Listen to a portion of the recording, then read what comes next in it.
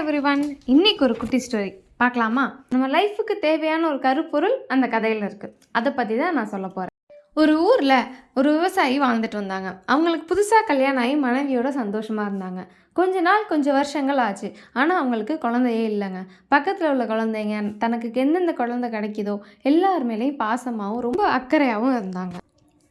அப்போ அவங்க கையில் ஒரு கீரிப்பிள்ளை ஒரு விலங்கு கிடச்சிதான். அந்த விலங்கையுமே ரொம்ப பாசமாகவும் ரொம்ப அக்கறையாகவும் பார்த்துட்டு வந்தாங்க. அந்த கீரிப்பிள்ளை வந்த நேரம் அவங்களுக்கு ஒரு குழந்தை உண்டாச்சான். அந்த கீரிப்பிள்ளை வந்ததுனால அதிர்ஷ்டத்தினால தான் அவங்களுக்கு குழந்தை உண்டாச்சுன்னு நினச்சி அவங்க ரொம்ப சந்தோஷத்தோட தன்னோட குழந்தையுமே கீரிப்பிள்ளையுமே பத்திரமா வளர்க்க ஆரம்பித்தாங்க. பல மாதங்கள் போணுச்சுங்க. அவங்களோட குழந்தை ஒரு தொட்டிலில் தூங்கிட்டு இருந்துச்சு. அந்த தொட்டில் பக்கத்தில் ஒரு நாகப்பாம்பு திடீர்னு வந்து நின்றுடுச்சு. அதை பார்த்த அந்த கீரிப்புள்ள அந்த நாகப்பாம்பை கொன்னுட்டு தன்னோட முதலாளிக்கிட்ட வரப்போ வாய் ஃபுல்லாக ரத்தத்தை பார்த்த முதலாளி பிள்ளையை தான் கீரிப்பிள்ளை கடிச்சிருச்சுன்னு நினச்சி அந்த கீரிப்பிள்ளையை அடித்து கொன்னுட்டாங்க. கொன்னுட்டு வீட்டுக்குள்ளே வந்துட்டு பார்க்கும்போது தான் தெரிஞ்சுது தான் குழந்தை நல்லா தூங்கிட்டு இருக்கு. பாம்பை தான் கீரிப்பிள்ளை வந்து அடிச்சிருச்சு. தன்னோட தீவிர அவசர புத்தினாலையும் தன்னோட கோபத்தினாலையும் ஒரு நம்பிக்கையான ஒரு பாசமான விலங்கை இழந்துட்டோம்.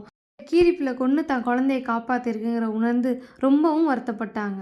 கோபமும் அவசர புத்தியும் அழிவுக்கு தான் வழிவகுக்குங்கிறது தான் இந்த ஸ்டோரியோட மாரல்.